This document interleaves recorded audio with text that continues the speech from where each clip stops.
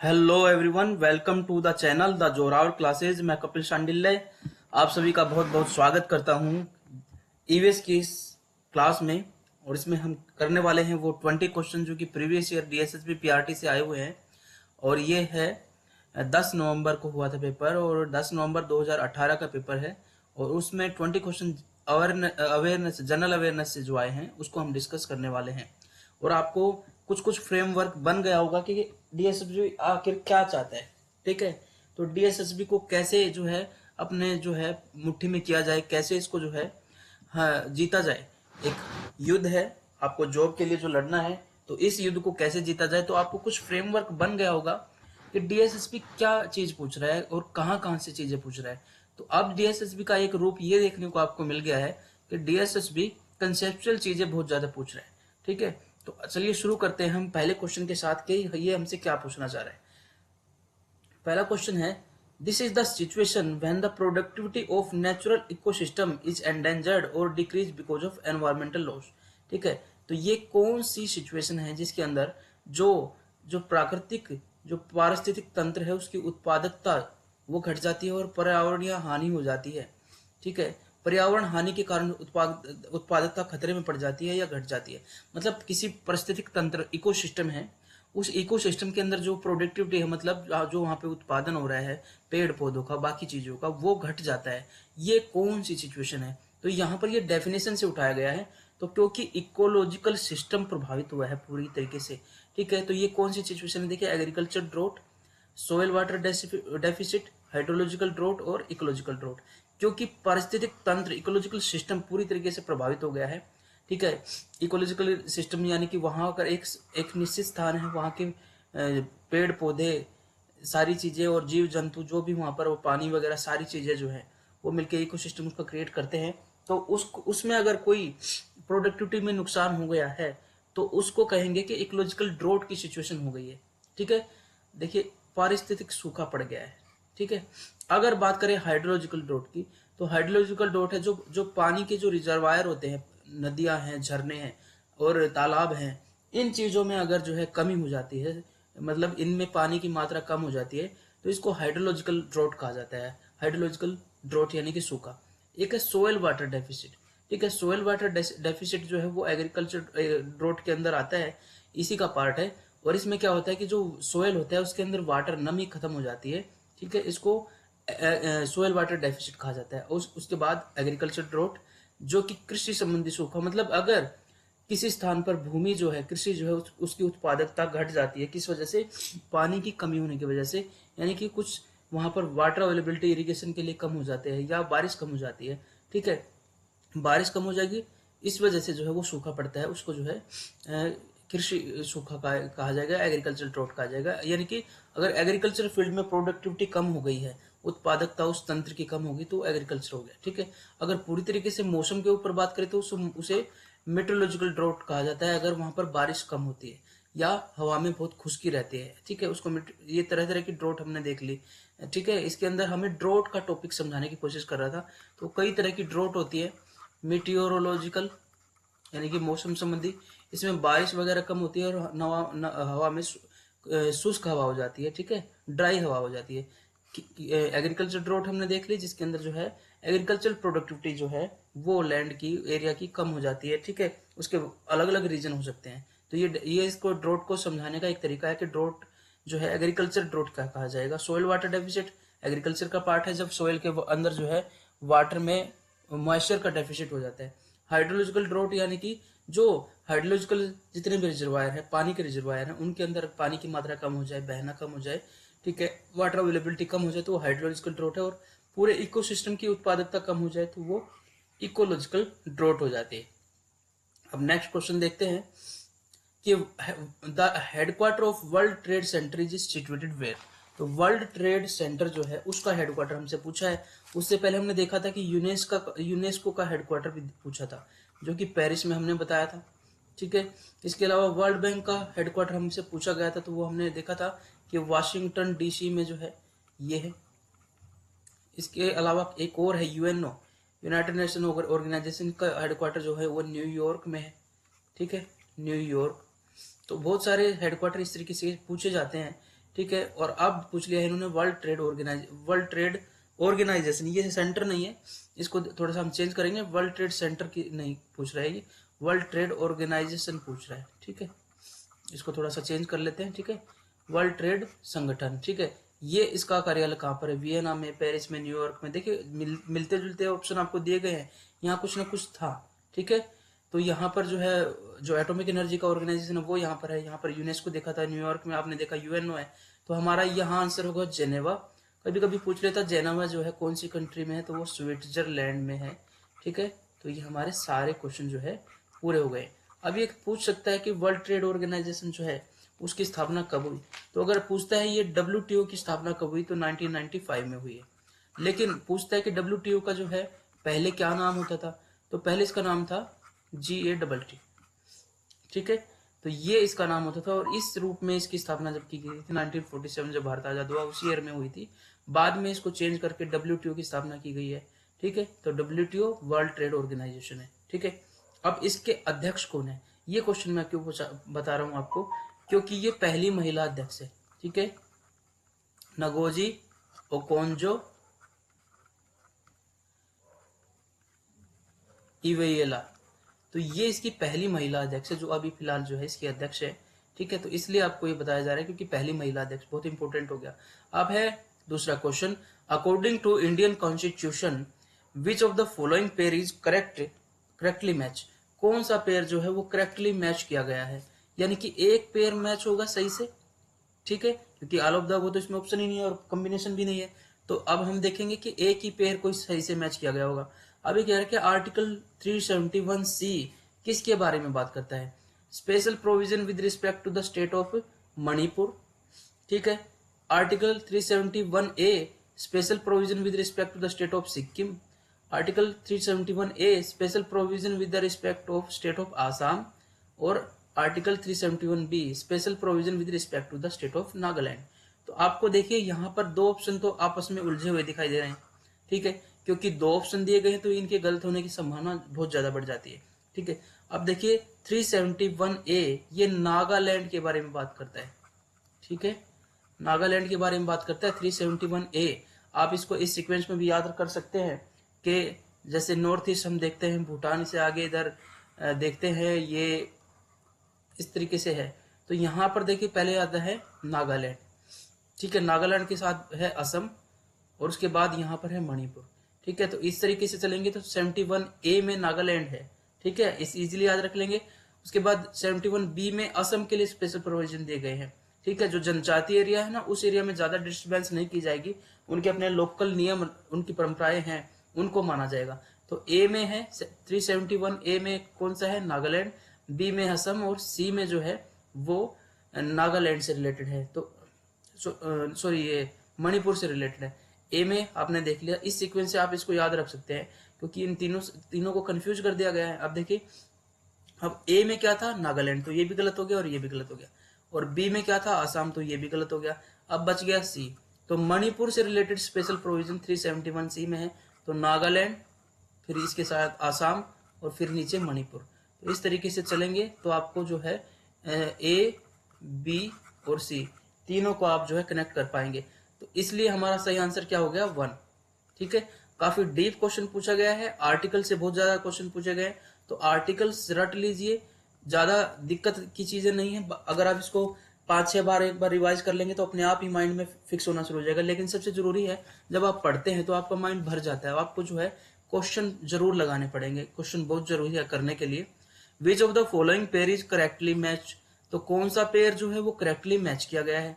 तो इसका मतलब अब इसमें कॉम्बिनेशन तो आंसर में नहीं है, तो कोई एक पेयर ही करेक्टली मैच होगा, ठीक है, एक सही होगा और 3 गलत होंगे, और हमसे पूछा है ये वाला, ठीक है। तो सूरत स्प्लिट ऑफ कांग्रेस, तो सूरत विभाजन जो कांग्रेस का हुआ, क्या 1908 में हुआ था क्या? होम रूल लीग की स्थापना 1917 में हुई थी क्या? बंगाल पार्टीशन जो 1909 में हुआ था क्या? और लखनऊ पैक्ट जो है 1916 में हुआ था क्या? तो इसको बिल्कुल डिटेल में आपको बताऊंगा मैं, लेकिन सबसे पहले हम आंसर देख लेते हैं कि सारे ही गलत हैं, बस एक को छोड़ के, फोर्थ को छोड़ के। लखनऊ पैक्ट 1916 में हुआ था, बिल्कुल ठीक है, ठीक है। लखनऊ पैक्ट क्या है वो भी मैं आपको बताने वाला हूं। देखिए, सूरत में कांग्रेस का नरम दल गरम दल में विभाजन हो गया था। सूरत गुजरात में है, और यहाँ पर 1907 में अधिवेशन हुआ था कांग्रेस का, और इसके अध्यक्ष बने थे रास बिहारी घोष।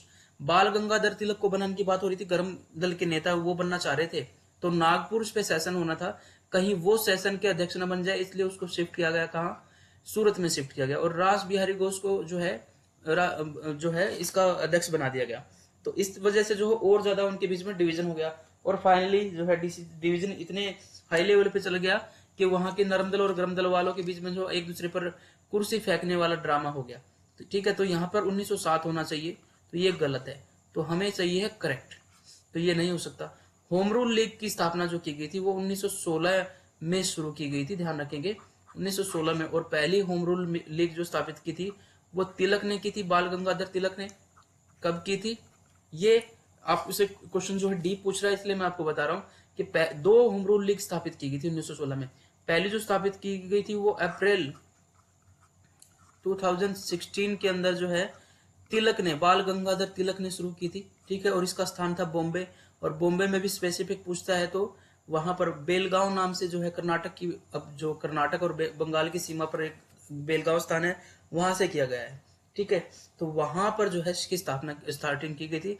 लेकिन दूसरी एक और होम रूल लीग जो स्थापित की गई थी वो एनी बेसेंट ने की थी, ठीक है, एनी बेसेंट, और वो इनका ये थियोसॉफिकल सोसाइटी से जुड़ी हुई थी, और इनका सही एरिया अगर देखिए अडियार नाम का स्थान है जहां पर थियोसॉफिकल सोसाइटी का जो हेडक्वार्टर बना हुआ था, वहां पर जो है मद्रास प्रेसिडेंसी के अंदर जो है इन्होंने होम रूल की स्थापना की थी 1916 में, ठीक है, तो ये भी गलत हो गया, 1916 होना चाहिए।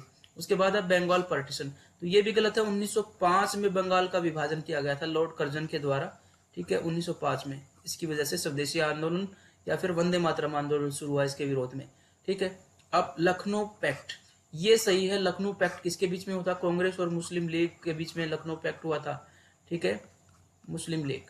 तो इसमें क्या हुआ था 1916 में, एक ही स्थान पर लखनऊ में दोनों ने, मुस्लिम लीग ने और कांग्रेस ने अपना अधिवेशन किया, तो इस अधिवेशन के अंदर नरम दल और गरम दल फिर से आपस में आके जुड़ गए, और जो मुस्लिम लीग है वो, उसकी एक डिमांड थी कि पृथक चुनाव जो था, यानी कि मुस्लिम अलग से मुस्लिम को ही वोट दे, वो उसकी जो डिमांड थी जो 1909 के अधिनियम में आई थी, ठीक है, मॉर्ले मिंटो सुधार में, तो उसको कांग्रेस द्वारा एक्सेप्ट कर लिया गया, और कहते हैं यहीं से जो है देश के विभाजन की नींव भी पड़ गई, क्योंकि अलग चुनाव फिर अलग देश की तरफ बढ़ जाएगा, ठीक है। तो यहाँ इन दोनों के बीच में जो पैक्ट हुआ था उसको लखनऊ पैक्ट कहा जाता है, और उसकी डेट बिल्कुल सही है, तो हमारा सही आंसर हो गया ये, ठीक है। अब नेक्स्ट की तरफ बढ़ते हैं, क्वेश्चन की तरफ। काकोरी डकैती के संबंध में इनमें से कौन सा कथन गलत है, इनमें से कौन सा कथन जो है काकोरी के बारे में गलत है। यहाँ पे आपको देखिए बहुत इजीली इसको रिवोल्यूशनरी मूवमेंट से रिलेटेड है, क्रांतिकारी आंदोलन से रिलेटेड है। काकोरी रोबरी हुई थी, ठीक है, उसके अंदर अशफाक उल्ला खां, राम प्रसाद बिस्मिल और रोशन सिंह और राजेंद्र लाहिरी, ये चार आदमियों के नाम रखिए, इन चारों को जो है फांसी दी गई थी। तो हमसे पूछा है इनकरेक्ट, ये तो ठीक है, हम इसको ऑप्ट आउट कर लेते हैं, ठीक है, तो ये हमारा आंसर नहीं होगा तीसरा। अब देखिए none of the above option, कौन सा गलत नहीं है, ये भी कह रहा है, तो ये देखिए ये तो ठीक है, वो कौन सा गलत है, कोई भी गलत नहीं है, ये ऑप्शन अभी इस पे विचार कर सकते हैं। On 9th of August 1925 10 men held up the 8 down train at Kakori and looted its official railway cash। बिल्कुल, ये 9 अगस्त 1925 की घटना है, और इसमें क्या हुआ था कि 10 लोगों ने काकोरी की 8 डाउन ट्रेन को पकड़ लिया और रेलवे की आधिकारिक नकदी लूट ली, जो अंग्रेजों की जो नकदी इसके अंदर जा रही थी उसको लूट लिया था। ये बिल्कुल सही है, सारे फैक्ट इसके सही है, तो ये भी हमारा ऑप्शन नहीं होगा। अब है the member of Hindustan socialist Republic association, ठीक है, देखिए पहले स्थापित किया गया था HRA, ठीक है, सचिंदर स्यानाल, और ये इसमें जो है वो जो चंद्रशेखर आजाद, इन्होंने मिलकर स्थापित किया था, लेकिन बाद में जब इन लोगों को पकड़ लिया गया तो दोबारा इसकी स्थापना की गई थी। इसको तो सचिंदर स्यानाल ने ही किया था। अब देखिए हिंदुस्तान सोशलिस्ट रिपब्लिक एसोसिएशन की स्थापना की थी चंद्रशेखर आजाद ने, इसी को रिफॉर्म करके कुछ साल बाद, ठीक है, तो अभी ये बना हुआ नहीं है, सोशलिस्ट वर्ड नहीं जुड़ा था अभी जब ये डकैती हुई, तो ये वाला गलत है, बाकी दोनों ठीक है, तो ये वाला हमारा गलत है, इसलिए हमारा ये सही हो गया। ये दोनों बिल्कुल सही है, आप इसको दोबारा से पढ़ सकते हैं, ठीक है, इससे आपका जो है ये कंसेप्ट काकोरी डकैती के संबंध में बिल्कुल पूरा ही कंसेप्ट रिवाइज हो जाएगा। अब बात आ गई है WPI। What is the full form of WPI, WPI का पूर्ण रूप क्या है।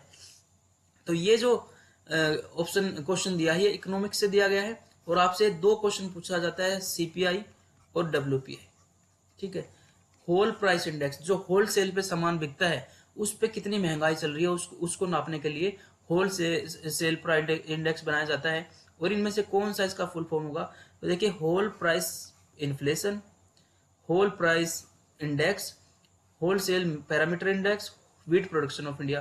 तो ये तो है ही नहीं, क्योंकि महंगाई से रिलेटेड है, प्राइस इंडेक्स है। ठीक है, प्राइस इंडेक्स से तो इन्फ्लेशन भी खत्म हो गया। अब इंडेक्स कहां पर है, ये रहा। दूसरा हमारा आंसर हो गया थोक मूल्य सूचकांक। होलसेल जो है प्राइस इंडेक्स, होलसेल पे चीजों की मूल्यों को जोड़ देखा जाता है, किस रेट पे चल रही है, कितनी उनमें महंगाई चल रही है।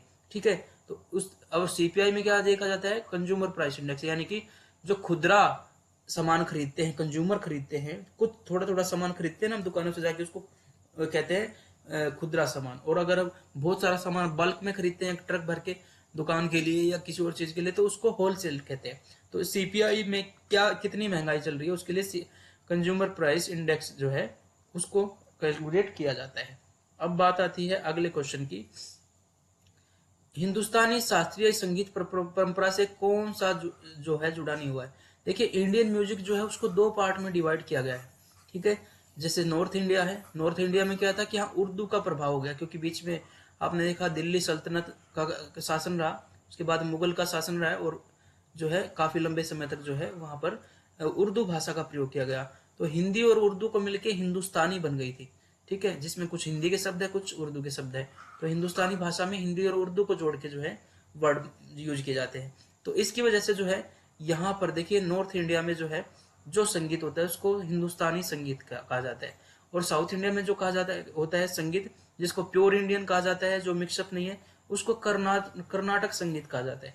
ठीक है, अब देखिए हमसे पूछ रहा है कि हिंदुस्तानी शास्त्रीय संगीत परंपरा से कौन सा नहीं जुड़ा हुआ है, तो कोई एक नहीं जुड़ा हुआ है, क्योंकि ऑप्शन हमारे कॉम्बिनेशन में नहीं है, 3 जुड़े हुए हैं।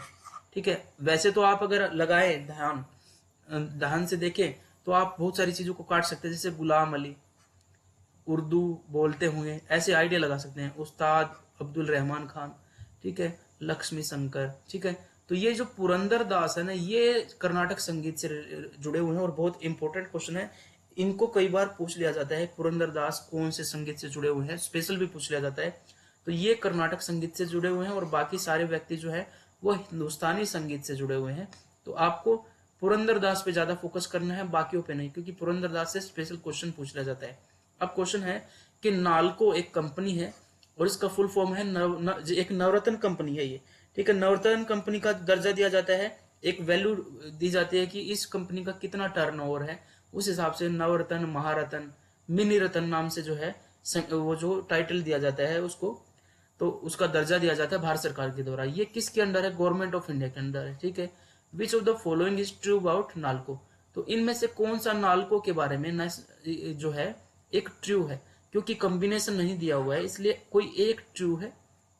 ठीक है, और 3 रॉन्ग है, और हमको इसको ढूंढना है। ठीक है, इसको एनालिसिस, इस क्वेश्चन को समझना बहुत जरूरी है। हमसे पूछा क्या सत्य है, और कॉम्बिनेशन में दिया हुआ है, नहीं दिया हुआ है। NALCO stand for national aluminium company limited, बिल्कुल ठीक है, नालको का फुल फॉर्म है नेशनल एल्यूमिनियम कंपनी लिमिटेड, ये तो बिल्कुल ठीक है। ठीक है, company comes under the ministry of labour, government of India, तो ये मिनिस्ट्री ऑफ लेबर के अंदर नहीं आती, श्रम मंत्रालय के अंदर नहीं आती, ये श्रमिकों के लिए काम नहीं करती है कंपनी।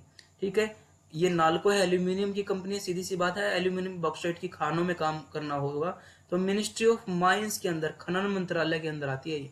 ठीक है, तो ये हमारा हो गया गलत।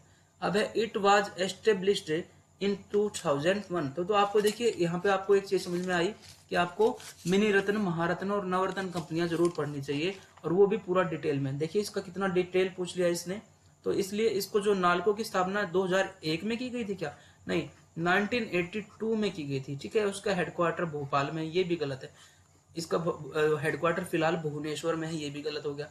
तो बस एक ही ठीक है। हमने आपको बता भी दिया है कि ये माइंस मिनिस्ट्री के अंदर आती है, खनन मंत्रालय, 1982 में इसकी एस्टेब्लिश किया गया था, और भुवनेश्वर में इसका हेडक्वार्टर है।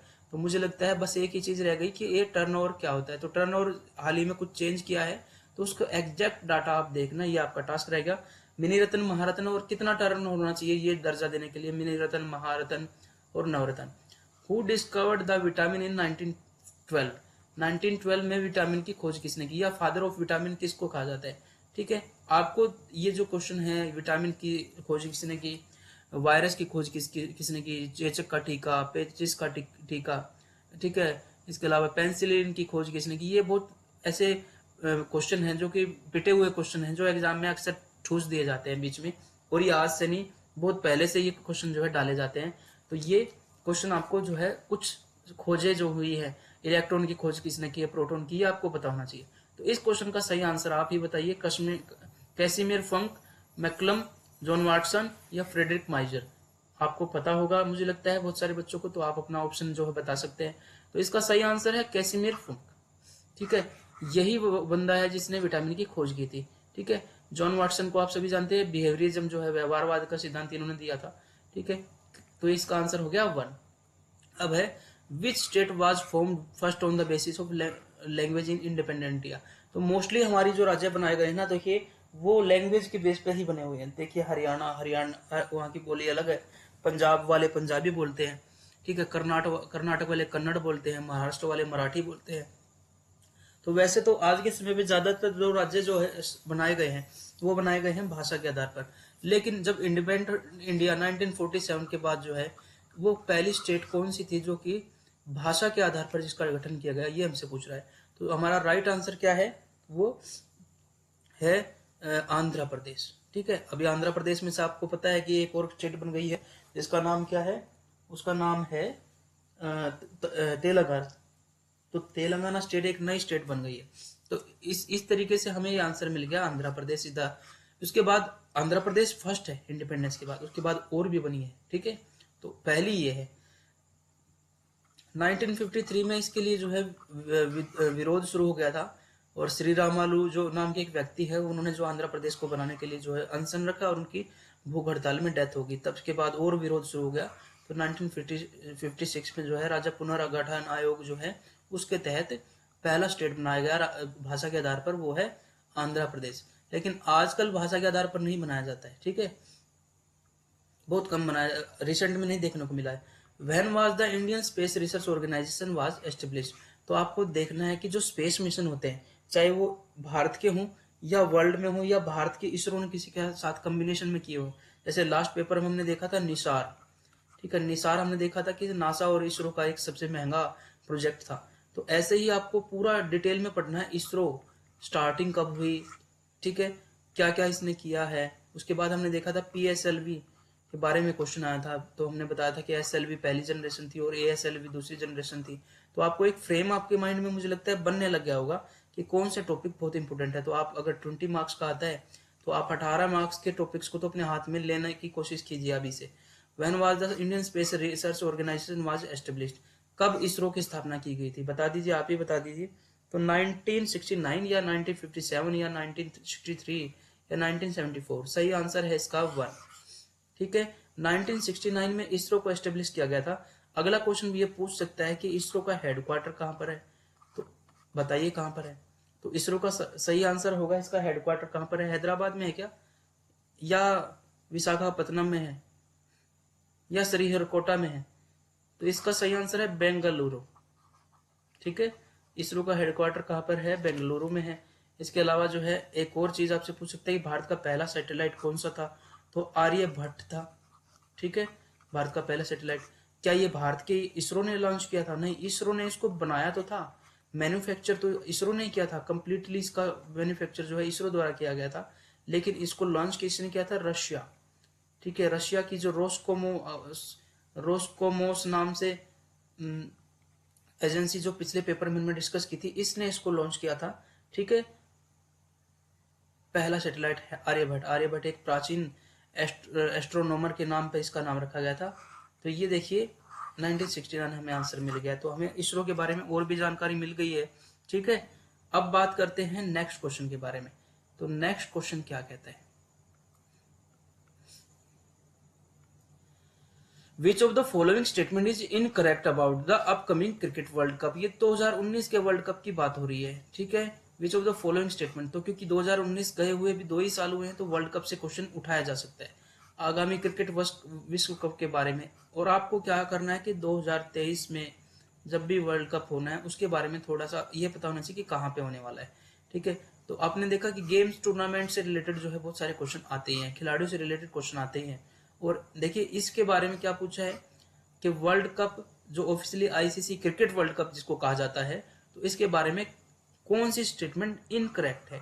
कॉम्बिनेशन ऑफ आंसर नहीं है तो इसका मतलब एक गलत होगी, तीन ठीक होगी, तो हमको ये वाली ढूंढनी है। ठीक है, it will be hosted by the Australia. उसके बाद है 12th edition of cricket world cup is scheduled in 2012। World cup will feature 10 teams. It is scheduled from 30th of May to 14th of July. तो जिस बंदे को अगर ये तीनों ऑप्शन भी नहीं पता है, ठीक है, तो वो भी इसका आंसर निकाल सकता है। क्योंकि जब भी आप वर्ल्ड कप या किसी टूर्नामेंट के बारे में देखते हैं, क्रिकेट का अगर शौक है, तो आप देखेंगे इस बार वर्ल्ड कप कहाँ होने वाले हैं, कि जी वहां होने वाले हैं। यहीं से आपको पता चल जाएगा कि ये आंसर गलत था और इंग्लैंड में होने वाला था ये। ठीक है, ऑस्ट्रेलिया में नहीं होने वाला था। तो हमें बताना है इनकरेक्ट, तो हमारा आंसर यहीं से निकल जाएगा और बाकी ऑप्शन हमारे ठीक ही होंगे। ठीक है, तो ये 12वां एडिशन था, बिल्कुल 12वां वर्ल्ड कप था। उसके बाद इसमें 10 टीम कर दी गई, पहले 14 टीमें थी, घटा के 10 कर दी गई। इसमें स्पेशल बात यह है। और इसका टाइमिंग शेड्यूल क्या है, 30 मई से 14 जुलाई के बीच में 2019 में ये होना था। ठीक है, तो हमें अगर पता है एक सिंपल सी चीज कि वर्ल्ड कप कहाँ हो रहे हैं, इंग्लैंड में, तो हमको आंसर मिल गया। भले ही क्वेश्चन इतना हैवी बनाया गया लेकिन डिजाइन इस तरीके से कर दिया कि आप बहुत हल्की जानकारी के साथ उसको सोल्व कर सकते हैं। अब है who is considered as the father of statistics in India. Bharat में सांख्यिकी का जनक किसे कहा जाता है। इकोनॉमिक्स से इसको उठाया गया है। ठीक है, अगर इकोनॉमिक्स आप पढ़ते हैं तो स्टार्टिंग में ही कुछ ऐसे ही क्वेश्चन होते हैं उसके अंदर। और अब अगर आप सेकंड 5 ईयर प्लान पढ़ते हैं, ठीक है, सेकंड 5 ईयर प्लान अगर पढ़ते हैं, पंचवर्षीय योजना, दूसरी पंचवर्षीय योजना, तो आपको इसका आंसर मिल जाना चाहिए। तो देखिए इसका सही आंसर क्या है कि consider as the father of statistics. पहले आंसर देखते हैं, फिर बाकी ऑप्शंस को भी देख के कुछ मैं बताने वाला हूँ। पीसी महालनोबिस जो है, इनको कहा जाता है क्या, father of statistics in India, Bharat में सांख्यिकी का जनक। ठीक है, सेकंड जो 5 ईयर प्लान था ना, ठीक है, वो इंडस्ट्रीज पे फोकस करता है। ठीक है, इंडस्ट्रियलाइजेशन जो है उस पे फोकस इसने किया, और रशियन मॉडल ऑफ इंडस्ट्रियलाइजेशन पे इस पे फोकस किया। पहले में तो एग्रीकल्चर पे फोकस किया था, अब सेकंड 5 ईयर प्लान में इस पे किया था। और इसमें जो मॉडल यूज किया गया था वो नेहरू महालनोबिस कहते हैं उसको, महालनोबिस। ठीक है, तो ये वही महालनोबिस है। इसका नाम जो है सेकंड 5 ईयर प्लान में नेहरू महालनोबिस था। इसमें रैपिड इंडस्ट्रियलाइजेशन में जोर दिया गया था। तो भारत में सांख्यिकी के फादर किसको कहा जाता है, प्रसाद चंद्र महालनोबिस। हमारा सही आंसर तो ये है। उसके बाद देखिए आरसी दत्त, ये जो है इकोनॉमिस्ट है, जिन्होंने फ्रीडम मूवमेंट के दौरान जो है एक पुस्तक लिखी थी जिसका नाम है इकोनॉमिक हिस्ट्री ऑफ इंडिया। ठीक है, इकोनॉमिक हिस्ट्री ऑफ इंडिया। तो ये पुस्तक पूछ लेता है कि ये किसने लिखी, आरसी दत्त। ठीक है, उसके बाद एक और क्वेश्चन पूछ लेता है कि ये दादा भाई नौरोजी ने जो कौन सा सिद्धांत दिया था, तो इसने ड्रेन ऑफ वेल्थ यानी कि धन का बहिर्गमन, ये सिद्धांत दिया था। ठीक है, और ये भी जो है स्वतंत्रता आंदोलन में इन्होंने हेल्प की कि कैसे भारत का धन बाहर जा रहा है, अंग्रेज लेके जा रहे हैं। ठीक है, तो इनको जो है ग्रैंड ओल्ड मैन भी कहा जाता है। और इन्होंने एक पुस्तक लिखी थी जिसके अंदर ड्रेन ऑफ वेल्थ दिया था, और इन्होंने इज द फर्स्ट पर्सन जिसने पर कैपिटा इनकम, भारत की प्रति व्यक्ति आय देने की कोशिश की थी। और पुस्तक थी poverty and un British rule in India. तो ये भी पुस्तक के लेखक यही है, un British rule in India, कि अगर अन ब्रिटिश रूल हो जाए इन इंडिया तो हमारी पॉवर्टी दूर हो जाएगी, और कैसे ब्रिटिश रूल में जो है वो पॉवर्टी बढ़ती जा रही है ड्रेन ऑफ वेल्थ की वजह से। ठीक है, तो हमारा सही आंसर इसका तो ये है। लेकिन बाकी भी 2 ऑप्शन हमने देखे और 3-4 क्वेश्चन समझने की कोशिश की है। क्योंकि ये टॉपिक उठाया तो ऐसे टॉपिक से और भी क्वेश्चन पूछ सकते हैं, इसलिए सारे ऑप्शन में एनालाइज कर रहा हूँ। द फेमस सेइंग, एक प्रसिद्ध कहावत है, a government of laws not of man, ये किससे संबंधित है, कानूनों की सरकार, पुरुषों की नहीं। ठीक है, पुरुषों की सरकार का क्या मतलब है, आदमी की सरकार। एक आदमी बैठा है गद्दी पे, जो उसके मन में आए वो करे, कानून तोड़े कानून माने, अपने हिसाब से कानून को तोड़े मरोड़े, तो ऐसी सरकार डिक्टेटरशिप हो जाती है, तानाशाही हो जाती है। ठीक है, डिक्टेटरशिप। तो ऐसी सरकार जो है वो किसके बारे में, देखिए मौलिक अधिकार, राष्ट्रपति, आपातकाल, इनके बारे में यहाँ पर तो इसको जो है इन्होंने कहा है कि पुरुषों की सरकार नहीं, यानी कि डिक्टेटरशिप नहीं। तो राष्ट्रपति आपातकाल तो हो ही नहीं सकता, क्योंकि डिक्टेटरशिप की तरफ चला जाता है। तो इसमें सही अगर इसका आंसर देखें तो वो होगा फंडामेंटल राइट, यानी कि मौलिक अधिकार दिए गए हैं, कुछ कानून बनाए गए हैं और उन कानूनों के द्वारा लोगों को कुछ फंडामेंटल राइट दिए गए हैं। इन पे प्रतिबंध नहीं लगा सकते। अगर इनको जो है फंडामेंटल राइट को छीनने की कोशिश की जाती है तो उसके लिए कॉन्स्टिट्यूशनल रेमेडी का जो है प्रोविजन आर्टिकल 32 में दिया गया है कि संवैधानिक उपचारों का सिद्धांत इसके अंदर दिया गया है कि अगर मौलिक अधिकारों का हनन होता है, कोर्ट जो है उसकी रक्षा करती है, कोर्ट में जा सकते हैं। तो इसका मतलब कुछ कानून बनाए गए हैं, कानूनों की सरकार है। ठीक है, राष्ट्रपति शासन में तो बहुत सारे अधिकार छीन लिए जाते हैं। राज्य के नीति निर्देशक सिद्धांत, ये सिद्धांत जो है वो कानून कोर्ट में नहीं ले जाए जा सकते, अगर इनका पालन ना भी हो तो ये नहीं होगा। नागरिकता में अधिकार, और नागरिकता में अधिकार कौन कौन से मिलते हैं? हम अगर किसी देश के नागरिक बन जाते हैं या भारत के नागरिक बन जाते हैं तो वो अधिकार तो आपको डिक्टेटरशिप में मिल सकते हैं। ठीक है, तो मौलिक अधिकार जो है ना वो लोकतंत्र की पहचान है, इसलिए कानूनों की सरकार यानी कि मौलिक अधिकार से संबंधित है, नॉट ऑफ मैन, पुरुषों की सरकार नहीं। अब देखिए प्रसिद्ध खिलाड़ी दिया गया है, which pair of the famous sport person and the game is uncorrect. इनमें से कौन सा पेयर जो है वो फेमस खिलाड़ी का है और वो नोट करेक्ट है। ठीक है, इनमें से आपने वह एक पेयर छांटना है, क्योंकि आपने ये देख ही लिया कि इनमें जो है आपने कॉम्बिनेशन नहीं दिया हुआ है। ठीक है, कॉम्बिनेशन नहीं दिया हुआ है, तो इस वजह से जो है इसमें अब आपको देखना है कि नीलम जसवंत सिंह कुश्ती से है क्या, डिंको सिंह बॉक्सिंग से, ये तो एक नाम काफी आया था न्यूज में, डिंको सिंह। विजय हजारे ट्रॉफी होती है एक, ठीक है। और कोनेरू हम्पी तो चेस से है, बिल्कुल आसान है। कोनेरू हम्पी जो है लास्ट के एग्जाम्स में बहुत पूछा गया है, कोनेरू हम्पी कौन से खेल से रिलेटेड है, तो कोनेरू हम्पी शतरंज से रिलेटेड है, ये तो ठीक है। विजय हजारे ट्रॉफी क्रिकेट की होती है, तो ये क्रिकेटर ही थे, ठीक है, इनके नाम पे क्रिकेट की ट्रॉफी होती है। डिंको सिंह भी जो बॉक्सिंग से रिलेटेड है। अब देखिए नीलम जसवंत सिंह, ये रेसलिंग से नहीं, ये शॉर्टपुट से है, जो चक्का फेंकते हैं ना उससे रिलेटेड है, तो ये गलत हो गया।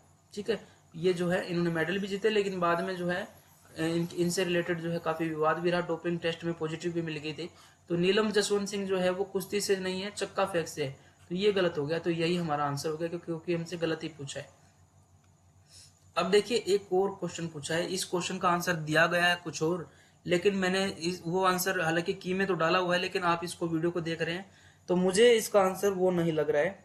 ठीक है, ancient Gondwana land was part of Pangaea. बिल्कुल, आपने देखा है कि सारे महाद्वीप पहले आपस में जुड़े हुए थे पृथ्वी के ऊपर, और वो जब महाद्वीप आपस में जुड़े हुए थे ऐसे करके उसको पेंजिया कहा जाता था, और एक ही समुद्र था जिसको पैंथलासा कहा जाता था। ठीक है, तो ये कह रहा है कि एंशियंट गोंडवाना लैंड, ठीक है, was part of Pangaea which is related to formation of Himalaya, जो कि हिमालय की फॉर्मेशन से रिलेटेड है। Which of the following statement is correct regarding Gondwana land. Gondwana land से संबंधित कौन सी बात जो है ठीक है। प्राचीन गोंडवाना भूमि जो है वो पेंजिया का हिस्सा थी। पेंजिया मतलब सभी महाद्वीप एक साथ जुड़े हुए हैं, जो हिमालय के निर्माण से संबंधित है। गोंडवाना लैंड के संबंध में कौन सा कथन सही है? तो देखिए क्या हुआ, लाखों साल पहले हमने देखा कि पहले तो सारे महाद्वीप एक दूसरे से जुड़े हुए थे, लेकिन वो फिर बीच में से ब्रेक हो जाते, तो ऊपर का जो पार्ट होता है और नीचे का जो पार्ट होता है ये अलग अलग नाम से कहलाते हैं। ठीक है, इसको यूरेशिया कहा जाता है और इसको जो क्या कहा जाता है, गोंडवाना लैंड। और इसी गोंडवाना लैंड के अंदर क्या क्या था ये पूछने की कोशिश कर रहा है। ठीक है, इन्होंने देखिए पहले ऑप्शन को आंसर दिया है हमें, लेकिन मुझे ये ठीक नहीं लगा, क्योंकि साउथ अफ्रीका तो था, उसमें अफ्रीका भी था, लेकिन अमेरिका कंप्लीट नहीं था, साउथ अमेरिका था। ठीक है, तो ये ऑप्शन इन्होंने ठीक तो दिया, लेकिन ये असल में गलत है और इससे फाल्टी क्वेश्चन हो जाएगा। ठीक है, तो ऐसे क्वेश्चन में आप कंफ्यूज हो जाएंगे और आपको लगे कि इसका जो है ऑप्शन सारे ही गलत है, तो जो है आप जो है उसको अटेम्प्ट कर सकते हैं, आपको फायदा मिल सकता है। लेकिन यहाँ पे आपको एक आंसर सही मिल गया है। देखिए, it include south Africa, America, Australia, New Zealand. हाँ, ये सारे तो थे, लेकिन अमेरिका पूरा का पूरा नहीं था, बस साउथ अमेरिका था। The southern part of Asia is called as Gondwana land. नहीं, एशिया का साउदर्न पार्ट ही गोंडवाना लैंड नहीं कहा जाता, इसके अलावा ऑस्ट्रेलिया भी है, अमेरिका भी है, अफ्रीका भी, तो ये भी गलत हो गया। अब देखिए south America, Africa, south India, Australia और अंटार्कटिका ये गोंडवाना के पार्ट थे, ये हमारा ठीक है। ठीक है, जो भी ये पार्ट है जो गोंडवाना के पार्ट थे। Northern part of Pangaea presently called as North America and Eurasia were included in Gondwana land. ये तो बिल्कुल ही गलत हो गया कि जो अपना नॉर्दर्न पार्ट पेंजिया का था ठीक है, जिसके अंदर क्या क्या था, नॉर्थ अमेरिका और यूरेशिया, नॉर्थ अमेरिका और यूरेशिया। ठीक है, इसको गोंडवाना कहते हैं, नहीं नीचे वाले को गोंडवाना कहते थे, जो साउदर्न पार्ट में टूट गया था, उसके भी कुछ टुकड़े हो गए थे, फिर इससे Australia, south Africa, south America, Madagascar, India, Australia, ये सारे बने थे। ठीक है, तो हमारा सही आंसर इसमें की गलत दी गई है, इसका सही आंसर जो होगा वो 3 होगा। ठीक है, की में 1 होगा। ठीक है, अब है नेक्स्ट क्वेश्चन। नेक्स्ट क्वेश्चन क्या कहता है वो भी देख लीजिए। नेक्स्ट क्वेश्चन कहता है कि which Bharat Ratna awardee was famous as a Carnatic classical vocalist. कौन सा भारत रत्न पुरस्कार प्राप्त करने वाला जो है, प्राप्त करने वाला व्यक्ति जो है वो कर्नाटक शास्त्रीय संगीत के गायक के रूप में प्रसिद्ध है। कर्नाटक शास्त्रीय संगीत मतलब साउथ इंडियन जो संगीत है उसको कर्नाटक कहते हैं, प्योर इंडियन कहा जाता है। दो ही बताए थे मैंने, एक हिंदुस्तानी जो कि नॉर्थ इंडिया के अंदर है, ठीक है, और दूसरा बताया हमने क्या, कर्नाटक के एन के जो संगीत है। तो इसके अंदर कौन सा उसमें फेमस है ये बताया, भीमसेन जोशी। ठीक है, भीमसेन जोशी जो है, अगर आपने देखा होगा एक सॉन्ग आता है मिले सुर मेरा तुम्हारा, उसमें एक बुजुर्ग से व्यक्ति है, वो जो है मिले सुर मेरा तुम्हारा जो गाते हैं, असल में वो हिंदुस्तानी म्यूजिक को वोकलिस्ट है। वोकलिस्ट मतलब जो गायक है। ठीक है, रविशंकर, तो रविशंकर तो भाई सितार वादक है। ठीक है, तो सितार वादक है। अब उसके बाद है बिस्मिल्लाह खान, ये शहनाई वादक है। ठीक है, जब आज़ादी की जो 1947 पे झंडा फहराया गया तो बिस्मिल्लाह खान ने शहनाई बजाई थी, हाल ही में इनका डेथ भी हो गई थी, तो ये दोनों ऑप्शन तो कट ही गए। तो भीमसेन जोशी क्या है, वोकलिस्ट तो है लेकिन वो नॉर्थ इंडिया से रिलेटेड है, यानी कि हिंदुस्तानी म्यूजिक से रिलेटेड है। MS Subbulakshmi, this is the right answer, और ये रिलेटेड किससे है, कर्नाटकी से, साउथ इंडियन म्यूजिक जो है उसमें गायक के रूप में है, तो हमारा सही आंसर ये हो गया। तो इन सभी जो सिंगर्स के नाम मैंने बताया ना, एक बार फोटो जरूर देख लेना, कभी कभी पूछ लेता है ये। Which one out of the following statement about Aryabhata satellite is incorrect. हमने अभी बात की थी कि हमारा पहला सैटेलाइट जो हमने छोड़ा था वो आर्यभट्ट था। ठीक है, और वो कब छोड़ा था, 1975 में। इसरो की स्थापना कब हुई थी, 1969 में। ठीक है, इसरो का कार्यालय बेंगलुरु में है। हमने बताया कि आर्यभट्ट को हमने ही बनाया था, लेकिन रसिया की रोस्कोमोस नाम से एजेंसी है, उसने उसको छोड़ा था। ठीक है, अब देखिए, it was build to conduct experiment in x-ray astronomy, aerodynamics and solar physics. तो ये काम तो सैटेलाइट करेगा ही करेगा। इस ऑप्शन को जो है हम एक बोनस के रूप में लेंगे, ये ठीक ही होगा। हमसे पूछा है इनकरेक्ट, गलत, और ऑप्शन का कॉम्बिनेशन नहीं है, इसका मतलब हमारा एक गलत होगा और 3 सही होंगे। ठीक है, तो हमसे ये क्या पूछ रहा है कि हाँ, ये कैसे क्यों बनाया गया था, इसे एक्सरे, खगोल विज्ञान, वायु गतिकी और सौर भौतिकी में प्रयोग के लिए बनाया गया था। ये तो हर एक सैटेलाइट में अक्सर होता ही है, तो ये हमारा ठीक हो गया। It was first Indian satellite, बिल्कुल 1975 में इसको छोड़ा गया था रशिया के द्वारा, और बनाया इसरो ने था, ये भी ठीक हो गया। It was made by Indian space research organisation, बिल्कुल कंप्लीटली इसको जो है फैब्रिकेट किया गया था, बनाया गया था, इसके द्वारा मैन्युफैक्चर किया गया था, इसरो के द्वारा। ठीक है, Aryabhata was launch from Satish Dhawan space centre Sriharikota, ये गलत है क्योंकि ये रशिया के से लॉन्च किया गया था। ठीक है, रशिया की रोस्कोमोस नाम से एजेंसी ने है जो लॉन्च किया था, और यही गलत है, तो ये हमारा ऑप्शन हो गया क्योंकि हमसे गलत ही पूछा है। ठीक है, और ये कहाँ पर है, श्रीहरिकोटा सतीश धवन अंतरिक्ष के अंदर। तो ये जो है आंध्र प्रदेश के कोस्ट पे एक पुलिकट नाम के लेक है, उसके अंदर एक द्वीप है जिसके ऊपर जो है पुलिकट के द्वीप के अंदर श्रीहरिकोटा जो है ये प्रक्षेपण जो है केंद्र बनाया हुआ है। अब ये पूछ रहा है बहुत एक नॉर्मल सी क्वेश्चन पूछ लिया, इसको आप हिस्ट्री से भी समझ सकते हैं, इसके अलावा इसको साइंस का क्वेश्चन भी समझ सकते हैं। हिस्ट्री से समझेंगे तो ये हड़प्पा काल से रिलेटेड हो जाएगा। ब्रोंज यानी कि कांसा जो बनाया जाता है, ब्रोंज मेडल कांस्य पदक दिया जाता है ना, वो किसका एलॉय है, 2 मेटल से मिलकर बना है, दो कांस्य 2 धातुओं का मिश्र धातु है, अर्थात कौन कौन सी धातु है, कॉपर और लेड, कॉपर और tin, copper aluminium, copper iron. तांबा और सीसा, तांबा और टिन, तांबा और एल्यूमिनियम, और तांबा और आयरन। तो इसका सही आंसर क्या है, देखिए कॉपर जो है ना, तांबा, उसके अंदर 2 धातु जोड़ी जाती है, एक होती है टिन और एक है जिंक। ठीक है, टिन अगर जोड़ी जाती है तो उससे बनता है ब्रोंज, जो हड़प्पा काल में यूज किया गया था। ठीक है, ब्रोंज बनेगा, और अगर जिंक जोड़ी जाती है तो बनेगा ब्रास यानी कि पीतल। ठीक है, कॉपर के अंदर अगर ये चीजें जोड़ी जाती है, तो ये दोनों क्वेश्चन को आपको याद रखिए। टिन जो है वो ब्रोंज में यूज की जाती है, जिंक जो है, जस्ता जो है वो ब्रास में यूज है। हमारा सही आंसर क्या हो गया, 2।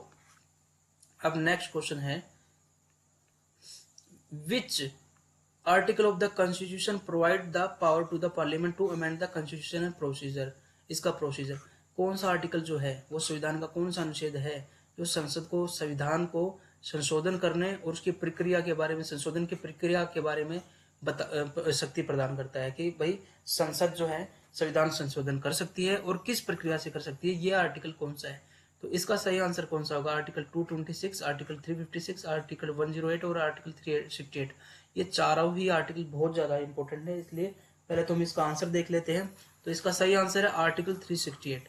अक्सर जो है संविधान संशोधन किए जाते हैं तो ये आर्टिकल जो है चर्चा में रहता है। 368 आर्टिकल है जिसके द्वारा जो है क्या आपको संविधान संशोधन करने के लिए शक्ति संसद को दी गई है और उसका प्रोसीजर भी बताया गया है। एक आर्टिकल 324 है जो कि इलेक्शन कमीशन से रिलेटेड है, कंडक्टिंग ऑफ इलेक्शन से रिलेटेड है। अब देखिए हमने बताया था 110 मनी बिल की डेफिनेशन देता है और यहाँ पर देखिए 108 जो अनुच्छेद है ये ज्वाइंट सिटिंग की बात करता है। ठीक है, ज्वाइंट दोनों हमारे पास एक लोकसभा है एक राज्यसभा है, तो कभी कभी इसकी दोनों की सिटिंग बुलाई जाती है इकट्ठी। तो वो बुलाई जाती है किसके द्वारा? प्रेसिडेंट के द्वारा, लेकिन उसकी अध्यक्षता कौन करता है? उसमें स्पीकर, स्पीकर नहीं होगा तो डिप्टी स्पीकर। ठीक है, लोकसभा का स्पीकर। ठीक है, तो ज्वाइंट सिटिंग इनकी बुलाता कौन है? प्रेसिडेंट, ये क्वेश्चन नहीं हो गया। और इसकी अध्यक्षता कौन करता है? स्पीकर। तो इस 108 में वो दिया गया है। और 356 क्या है? जब हमने इमरजेंसी प्रोविजंस पढ़े थे तो उसमें देखा था कि 352, 356। ठीक है, तो ये इस तरीके से आपसे पूछा गया था। तो आपसे पूछा गया था कि 356 किसके लिए है, 352 किसके लिए है? तो 352 तो नेशनल इमरजेंसी से रिलेटेड है और ये गवर्नर रूल जो स्टेट इमरजेंसी लगाई जाती है उससे रिलेटेड है। और बच गया आप कौन सा? 226। तो 226 जो है ये आर्टिकल भी, इसके बारे में थोड़ा हम पढ़ चुके हैं प्रीवियस ईयर क्वेश्चन को डिस्कस करते हुए। तो इसमें हाई कोर्ट को, देखिए सुप्रीम कोर्ट और हाई कोर्ट को जो है एक पावर दी गई है, रिट जारी करती है वो। ठीक है, 5 तरह की रिट आपको डिस्कस की गई थी, हेबस कॉर्पस, मंडमस, सर्टियोरी। ठीक है, और ऐसे ही प्रोहिबिशन, ऐसे करके 5 रिट आपको बताई थी। तो ये जो आर्टिकल है ये हाई कोर्ट को पावर देता है कि वो रिट जारी करे। ठीक है, लोगों के फंडामेंटल राइट्स को प्रोटेक्ट करने के लिए। ठीक है, तो ये हमारे हो गए हैं 20 क्वेश्चन कंप्लीट। ठीक है, आपको मुझे लगता है कि टॉपिक्स जो काफी डीप से पूछे जा रहे हैं, तो अपनी लेवल भी इतने डीप पे आप बिल्कुल सरफेस को टच करके मत जाइए किसी टॉपिक को। जिस भी टॉपिक को कर रहे हैं अच्छे से डिटेल से पढ़िए, बार बार रिवाइज कीजिए। रिवीजन ही खेल है, कंपटीशन का खेल जो है ना वो रिवीजन का खेल है। जितने ज्यादा रिवीजन लगा लेंगे, 1 2 3 4 8 रिवीजन लगा देंगे तो अपने आप ही सीना तान के कहेंगे कि हाँ देखो मेरी तो बहुत बढ़िया तैयारी है। ठीक है, पेपर में भी बड़ा कॉन्फिडेंस से बैठेंगे, कितना ही हार्ड पेपर आ जाए। ठीक है, ज्यादा रिवीजन करके जाओगे तो आपका पेपर हमेशा अच्छा ही होगा इन कंपैरिजन टू अदर्स। ठीक है, तो आपको जो है हमेशा ध्यान रखना है कि हार्ड वर्क का कोई भी विकल्प नहीं है, अल्टरनेटिव नहीं है। ठीक है, कहीं भी डिस्ट्रैक्शन नहीं करना है आपको पढ़ते टाइम। कोई कहता है पैसों से लग जाएंगे, कोई कहता है पेपर लीक हो जाएगा, बिल्कुल डिस्ट्रैक्शन में मत घुसिए, क्योंकि आप जो है अपनी मेहनत से इजीली लग सकते हैं, ये मैं आपको गारंटी देता हूँ। ठीक, डिस्ट्रैक्शन में मत घुसिए, वो आपकी एनर्जी खत्म कर देंगे, आपका टाइम खराब करते हैं ऐसे लोग। इसके अलावा आपको ये ध्यान रखना है कि फिर से मैं बता रहा हूं कि आराधन का तुम दृढ़ आराधन से दो उत्तर। आराधन का तुम दृढ़ आराधन से दो उत्तर। ठीक है, आराधना का यानी कि मेहनत का, पूजा का, उसका उत्तर तुम दृढ़ आराधन से दो। अगर कंपटीशन जो है आपको ज्यादा लग रहा है तो आप भी उतनी ही मेहनत नहीं, उससे ज्यादा मेहनत कीजिए। मैंने कहा है कि पढ़ते टाइम ये सोचो कि सबसे ज्यादा पढ़ने वाला कितना पढ़ रहा होगा। ठीक है, और अपने आप को किसी से कम नहीं रखना है। पहले कोई एग्जाम नहीं हुआ है, किसी टेस्ट सीरीज में कम नंबर आ रहे हैं, मत अपने आप को जज कीजिए। वो आपका जज, वो टेस्ट सीरीज जो अभी आपने किसी ने ज्वाइन की है, कुछ बच्चों से बात हुई, तो आपका जजमेंट नहीं देने वाले वो। ये सीखने का टाइम है, लर्निंग का टाइम है। अभी शुरू कीजिए, 2 महीने बाद फिर देखिए कि क्या इंप्रूवमेंट हुआ आज के कंपैरिजन में। वो बस इसलिए रखिए कि आपका इंप्रूवमेंट हो रहा है कि नहीं। ठीक है, लेकिन आपको 3 महीने बाद क्या इंप्रूवमेंट मिलने वाला है वो भी देखना है। तो अभी से अपनी जो है तैयारी को धार दीजिए। ठीक है, पेपर में जाते हैं तो मेहनत करके पहुंचिए वहां पर। ठीक है, बाद में आके ये सोचने की आवश्यकता नहीं है कि पढ़ लेता तो पेपर तो आसान था, मैं पढ़ा ही नहीं। मन में ये मलाल रखने की जरूरत नहीं है। ठीक है, तो कहते हैं कि जब कुल्हाड़ी, जब पेड़ को लकड़ी काटी जाती है तो जो है सबसे ज्यादा टाइम जो है अपने कुल्हाड़ी को धार देने में लगाना चाहिए। तो अपनी कुल्हाड़ी जो आप उस दिन यूज करने वाले हैं उसको धार दीजिए अपनी मेहनत से, और निश्चित रूप से आप कामयाब होंगे। अपने आप पे भरोसा रखिए, ठीक है। हमें पूरा विश्वास है आप मेहनत करेंगे तो कोई भी जो है सिचुएशन आपको नहीं रोक सकती कामयाब होने से, और निश्चित रूप से आप सिलेक्ट भी होंगे, ठीक है। चलिए मिलते हैं नई वीडियो के साथ, तब तक के लिए जय हिंद, जय भारत। खुश रहिए, खुद का ध्यान रखिए, स्वस्थ रखिए रहिए।